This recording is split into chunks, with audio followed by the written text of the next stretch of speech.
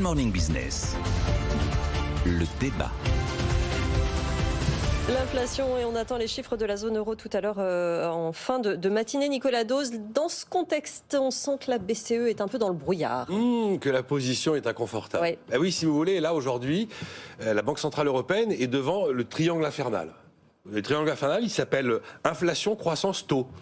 Alors, son mandat, le premier pan du triangle, là, c'est je dois respecter un mandat qui est de lutter contre l'inflation. L'inflation, même sous-jacente, en retirant les prix volatiles, comme les prix de l'énergie, elle commence quand même à être un peu installée, un peu lourde. Donc mon mandat, c'est ça. Après, je dois aussi éviter quand même de casser la reprise, de casser la croissance, si d'aventure je devais retirer un peu trop vite le coussin monétaire. C'est quand même tout ça repose très largement aujourd'hui. La stabilité que l'on connaît du système financier repose très largement sur la présence de la politique monétaire non conventionnelle, qui est devenue une sorte de politique monétaire conventionnelle. Donc ça, c'est le deuxième pan du triangle. Et le troisième pan du triangle, attention, parce que si je prenais des décisions de politique monétaire un petit peu trop vives, un petit peu trop rapides, est-ce que je ne vais pas avoir un terrible creusement des spreads de taux, des écarts de taux entre les États? Elle a la particularité par rapport aux autres banques centrales, c'est d'avoir une politique monétaire pour 19 situations économiques différentes. Et donc, c'est quand même très compliqué. Évidemment, tout le monde pense à l'Italie. Les niveaux d'inflation, n'en parlons pas. Là, c'est bon. Maintenant, on est à 10% en Espagne.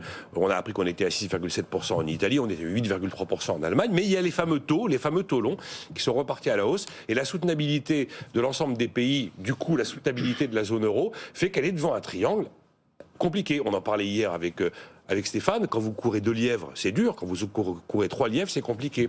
En plus, il y a une sorte de paradoxe. Pendant des années, la Banque centrale a mené une politique monétaire en disant « je vais aller retrouver de l'inflation pour lutter contre le risque de déflation ». Puis voilà qu'on est complètement en train de faire l'inverse, parce que l'inflation, effectivement, est en train de s'installer. Et puis le principal outil de politique monétaire, c'est l'arme des taux. Oui, mais l'arme des taux, quand vous avez une inflation qui est principalement de l'inflation importée avec de l'énergie, qui ne vient pas de chez nous, et principalement de l'inflation liée à un choc d'offres, c'est pas en montant les taux d'intérêt que vous allez faire baisser les prix de l'aluminium ou même augmenter la production de cobalt. Voilà. Et en plus, il y a des pénuries de matières premières qui sont liées à la crise ukrainienne. Et ça aussi, l'arme des taux d'intérêt ne sera pas forcément d'une efficacité redoutable. C'est assez infernal comme situation. Jean-Marc Daniel, est-ce que la BCE doit se concentrer sur l'inflation, quitte à hypothéquer une partie de la croissance qu'on n'aura pas forcément ? Écoutez, il faut reprendre ce qu'elle raconte, la BCE. D'abord, l'arme des taux, ça permet de lutter contre l'inflation importée, et donc ça permet vraiment de lutter contre l'inflation, le prix de l'aluminium. Pourquoi? Ou le prix du cobalt. Pourquoi? Parce que ça fait remonter le taux de change. Et on s'aperçoit qu'à l'heure actuelle, un des grands facteurs d'évolution de l'inflation dans les pays du monde, c'est l'évolution du taux de change, des taux de change. On l'a vu avec les sanctions sur le rouble, on l'a vu avec ce qui s'est passé en Pologne et en Hongrie, on le voit donc effectivement avec un euro qui est faible. Et donc un des enjeux de la BCE, c'est effectivement la politique non conventionnelle, quand on en sort, c'est-à-dire quand est-ce qu'on fait remonter les taux pour arriver à des niveaux taux d'intérêt égal taux de croissance, comment est-ce qu'on se rapporte Alors, Nicolas sourit, mais enfin, ça a quand même valu 4 prix Nobel, de dire taux d'intérêt égal taux de croissance. Donc peut-être qu'il est en course pour avoir lui-même le prix Nobel, mais pour l'instant, il y a du travail. Bon, mais je reviens donc à taux d'intérêt égal taux de croissance, c'est quand même 4 prix Nobel derrière, donc on va s'appuyer là-dessus. Et puis, il y a l'enjeu de financement des dettes publiques, et effectivement, la BCE est plutôt dans une situation où elle doit se positionner par rapport à ces deux objectifs, taux d'intérêt égal taux de croissance, financement des dettes publiques, avec autour d'elle des banques centrales qui ont réfléchi et qui n'ont pas exactement la même attitude. La Banque du Japon a fait un communiqué la semaine dernière en disant que l'achat de dettes publiques serait sans limite et que l'objectif était de maintenir, quoi qu'il arrive, la gratuité de la dette publique quasiment pour l'État. C'est-à-dire que le taux d'intérêt apparent de la dette publique au Japon est de 0,25%. Et elle fera tout pour maintenir à 0,25%.